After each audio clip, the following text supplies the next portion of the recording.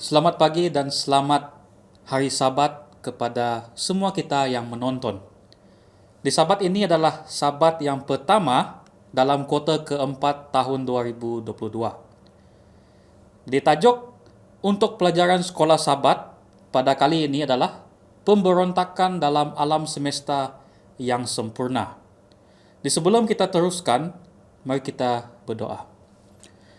Bapa di syurga, terima kasih Tuhan atas berkat yang telah kami peroleh selama 6 hari yang lepas, dan pada pagi ini di mana kami akan pelajari pelajaran sekolah Sabat ini, biarlah Roh Kudus Engkau beserta dengan kami supaya kami dapat memahami apa yang akan kami pelajari ini. Semua ini kami serahkan dalam nama Yesus jadi juru selamat kami. Amin.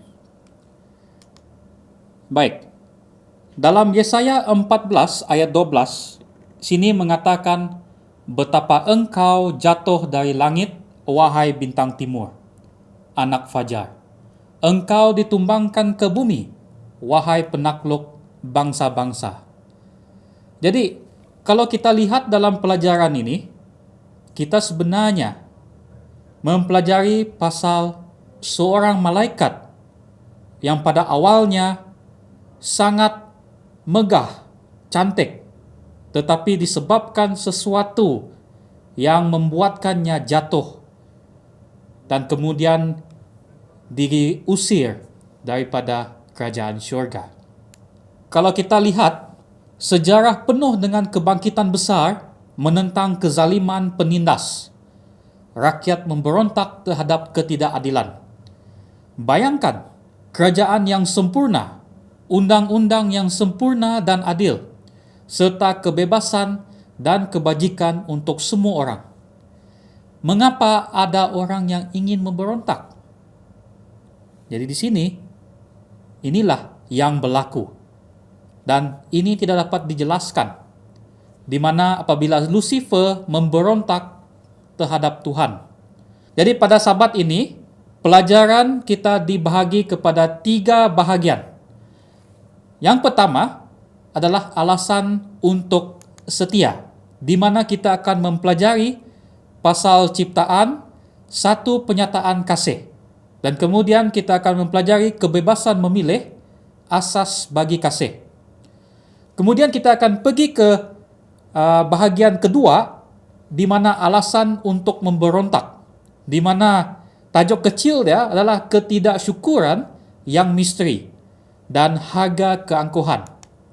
Dan bahagian yang ketiga, alasan untuk mengambil berat, yaitu penyebaran ketidakpercayaan. Ya, kita lihat yang pertama, yaitu alasan untuk setia.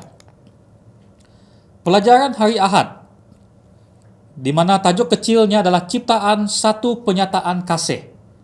Dalam 1 Yohanes 4 ayat 16, yang berkata, kita tahu dan yakin sepenuh hati bahwa Allah mengasihi kita. Allah itu kasih. Kasih mesti ditunjukkan. Pertama, Tuhan menunjukkan kasih-Nya di antara 3 pribadi ketuhanan, yaitu Bapa, Anak, dan Roh Kudus. Kemudian, kasih-Nya menggerakkan Dia untuk mencipta makhluk lain untuk membagikan kasih-Nya dengan mereka. Di semua makhluk yang Tuhan ciptakan telah diberi kemampuan untuk mengasihi dan melimpahkan kasih kepada orang lain.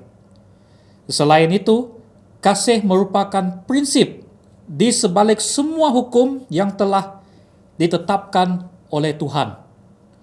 Oleh itu, dosa, yaitu pemberontakan terhadap hukum Tuhan, sepatutnya tidak pernah wujud dan ia tidak mungkin diciptakan oleh Tuhan.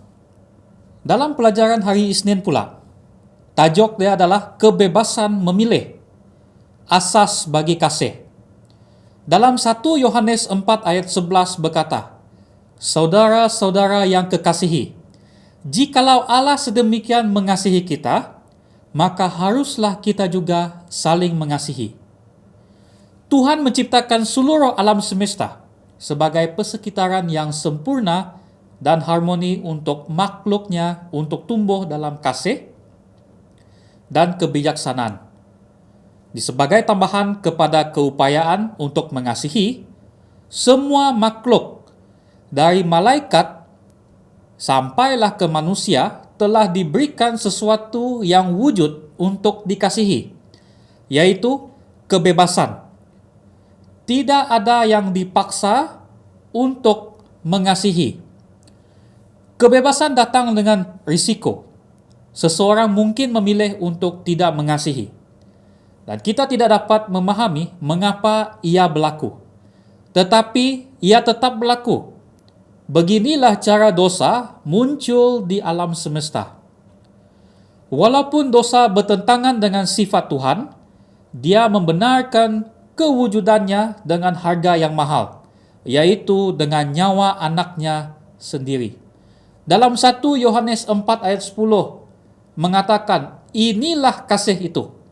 Bukan kita yang telah mengasihi Allah, tetapi Allah yang telah mengasihi kita dan yang telah mengutus anaknya sebagai pendamaian bagi dosa-dosa kita. Kita lihat pula dalam bahagian kedua dalam pelajaran kali ini, yaitu alasan untuk memberontak. Pada hari Selasa, tajuk kecil dia mengatakan ketidaksyukuran yang misteri. Dalam buku Yeskiel 28 ayat 15, engkau sempurna dalam perilakumu sejak hari engkau diciptakan sampai kezaliman didapati padamu. Tuhan menjelaskan kepada Nabi Yeskiel bagaimana pemberontakan dimulai di hati Lucifer dengan menggunakan Raja Tirus sebagai contoh. Kita boleh lihat cerita ini dalam Yeskiel 28 ayat 12 sampai 19. Jadi kita lihat ayat 12 dengan 13, di mana dia mengatakan dia diciptakan sempurna dan indah. Di ayat 14, dia diletakkan pada kedudukan yang tinggi. Ayat 15 sampai 16, kejahatan ditemukan dalam dirinya. Jadi dia harus diusir dari syurga. Ayat 17 dengan 18 mengatakan dia menjadi sia-sia kerana kecantikannya dan ingin disembah daripada Tuhan. Saudara-saudari sekalian, kita lihat di sini di mana Lucifer tidak lagi bersyukur kepada Tuhan kerana telah menciptakannya. Dia fikir dia lebih penting daripada dia sebenarnya.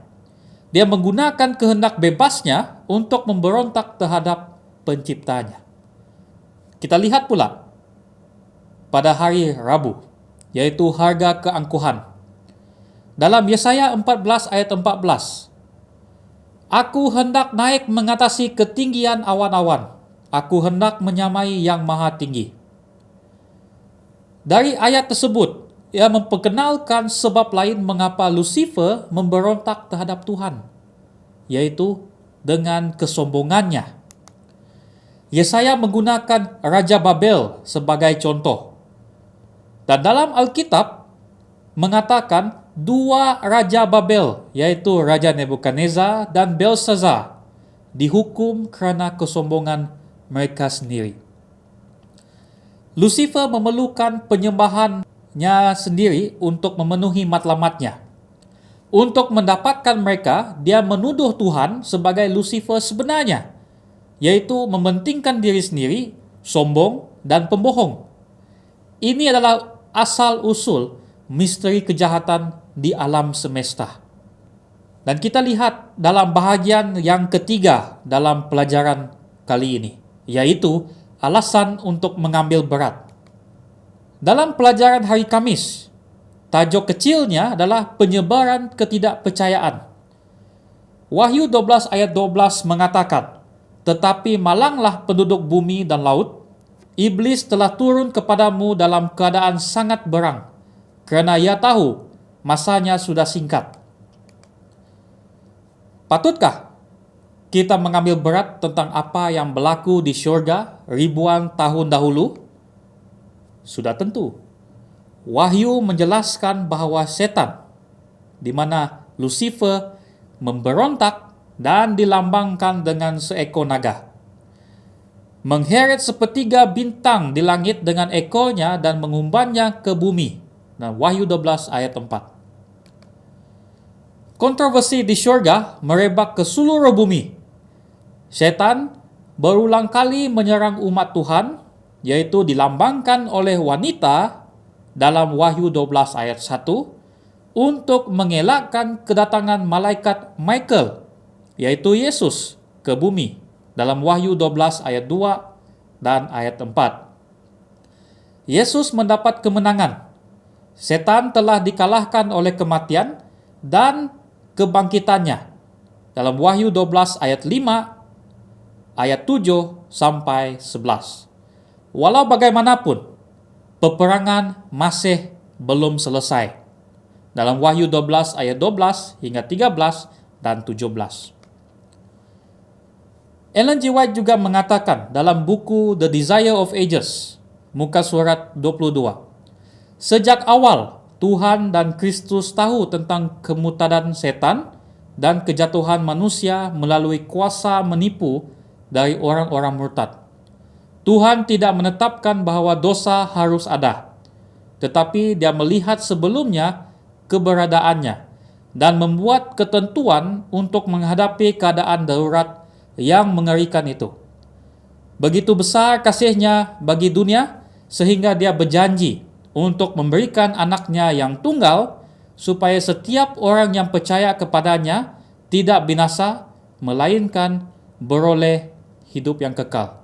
Yohanes 3 ayat 16. Jadi sampai sini sejak pelajaran yang saya boleh kongsikan dengan kita semua. Mari kita berdoa. Bapa di syurga, terima kasih Tuhan atas pelajaran yang sungguh indah bagi kami semua, di mana kami tahu pasal dosa, di mana mulanya dari syurga, yaitu dari Lucifer sendiri, disebabkan oleh kesombongan. Dan Tuhan, biarlah kami semua merendahkan diri di hadapan Engkau, sebab Engkaulah pencipta kami, yang layak kami sembah, yang layak kami puji. Dan biarlah pelajaran yang telah kami pelajari ini terus menjadi bekal kami, menjadi pedoman untuk kami. Dan biarlah kami terus menjadi pelayan Engkau yang setia sambil menantikan kedatangan Engkau yang kedua kali. Terima kasih sekali lagi Tuhan, kami serahkan doa ini di dalam nama Yesus yang telah menjadi juru selamat kami. Amin. Semoga Tuhan memberkati kita semua. Selamat hari Sabat.